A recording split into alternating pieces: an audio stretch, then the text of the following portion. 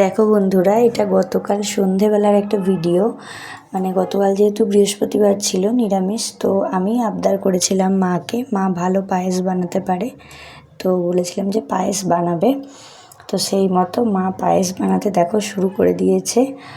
আর শীত পড়তে না পড়তেই আমার বরের কাজ হলো খেজুর গুড়ের নবাত আর হচ্ছে বা গুড়ের পাটালি যে যা বলে, আর খেজুর গুড় নিয়ে আসবে। মানে একটা জায়গায় এখানে বসে, মানে মলানদিঘির দিকে যেতে, তো ওখানে এতই চেনা পরিচিত হয়ে গেছে, ওরা আসা মাত্রই ফোন করে করে বলে, দাদা গুড় চলে এসছে, নবাত বানাচ্ছি, গুড় বানাচ্ছি, তাড়াতাড়ি নিয়ে যাও। তো ও তো নিয়ে চলে এসেছে অনেক দিনই।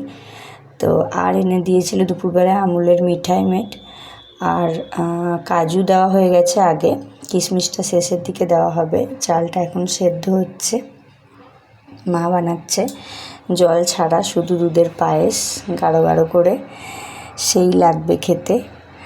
তো এই যে ছেলে এখন টিউশন গেছে আর মেয়ে রয়েছে।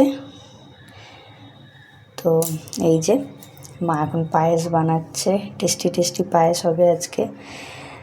এই যে আমার বর অফিস থেকে চলে এসছে, এসেই শাশুড়ির সাথে শুরু করে দিয়েছে পায়েস বানানো। মানে দুজনেই ভালো বানাতে পারে, আমার মাও ভালো পায়েস বানাতে পারে, আমার বরও পারে। আমি আবার পায়েসটা একদমই বানাতে পারি না। তো কতটা কি মেজারমেন্ট লাগে বা কী জিনিস লাগে আমি একদমই জানি না। তো এই যে শাশুড়ি আর জামাই দুজন মিলে এখন পায়েস বানাচ্ছে। তো এরপর বর আবার যাবে ছেলেকে টিউশন থেকে আনতে, তারপর সবাই মিলে একসাথে সন্ধেবেলায় পায়েস খাওয়া দাওয়া হবে।